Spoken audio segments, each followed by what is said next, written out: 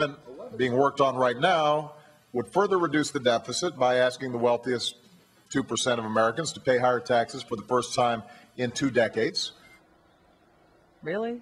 Reduce the deficit? Well, you know what? That did not take long. All of that new tax money President Obama drummed up in the Fiscal Cliff deal by raising rates on the upper brackets is gone. Congress spending it all in just one vote.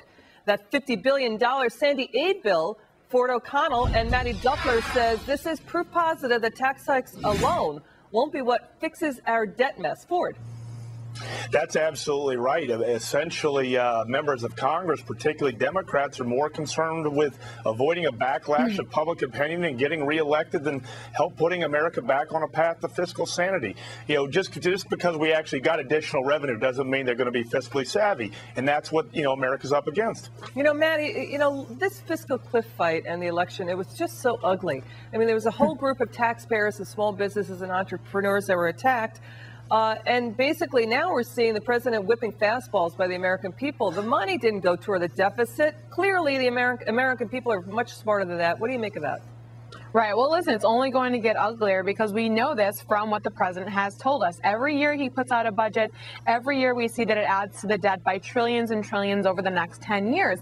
And it's because it doesn't matter how much he taxes the American people. This isn't about taxing the rich. It's about growing the size of government. He wants to continue spending, and the only way to fund that spending is to try and get as much money out of the American people as possible. And as you said before, you can't even get close with trying to tax businesses, entrepreneurs, the people who are actually trying to drive growth in this country. You don't get there. You can't pay for the Obama budget through taxing them. So what we're going to be doing is going deeper into debt, not dealing with the entitlements and the rest of the mandatory spending that's actually really killing this economy. And you see this right here. First day back in session, we've got the Senate voting on a bill that is going to increase spending by $60 billion. The House wasn't willing to pass an amendment that would offset that spending by just making small rescissions elsewhere.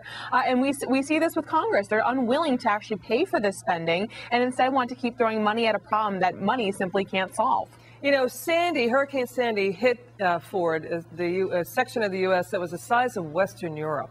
I mean, it was devastating. We know that. We know that $50 billion aid, hey, not all the money is going to go toward, helping out these victims. A lot of it's going to go to other spending on other items. Do you find that to be a problem, that this bill was sold as helping Sandy, but we're seeing all sorts of other things loaded into it? Well, that's exactly right. It's galling. In fact, less than 50% of the money is actually going to disaster relief for the victims of Sandy. Well, we're sending money to fisheries in hurricane-ravaged Alaska, and we're going to work on the roof of the Smithsonian Institute. I can see how that was affected by Sandy, right? Not. As usual, the powers in naming things, Congress is hiding pet projects underneath, basically piggybacking off of disaster and sympathy, and this is why we are 15 to 16 trillion in debt. And until the American people hold folks in Congress and the president, accountable for this, this is going to continue. So I agree with Mattie. We've got to get to the crux of the problem. The problem right now is that the American people just aren't paying attention, and Congress is getting away with murder. Mattie, you are an astute observer, as Ford is, of what is going on in the D.C. political scene. Has the American people sort of sensed this, but it hasn't been articulated? And let me explain. You pointed out, too, to us that it seems like Congress is playing Fiscal Cliff every 3 months, that everything is now an emergency, that everything is an exigency. And, at a time when the Senate has not passed, a budget bill, in 4 years, we know that. And at the same time, there's this unseemly food fight over pork. Are we in a new era of, I hate to say it, but deficit spending?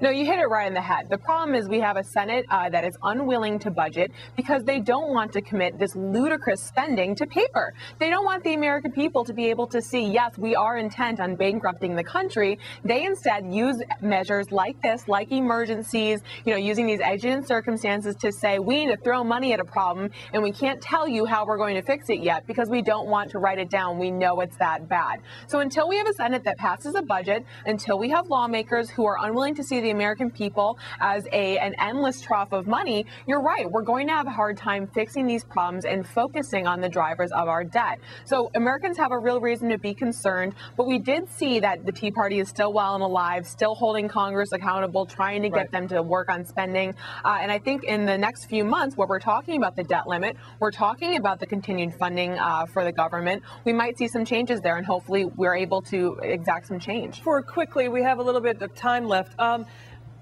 When you think about what's going on in Washington, D.C., essentially the theme there is that, look, the government can fix the economy. We're betting on, blowing out the deficit because we're going to get economic growth from all of that spending. What do you make of that? Well, I don't know how we're going to get economic growth from this type of spending because we have so much uncertainty. And essentially, Congress is just not being, its feet are not being held to the fire. And it's unfortunate because this is the greatest country on earth.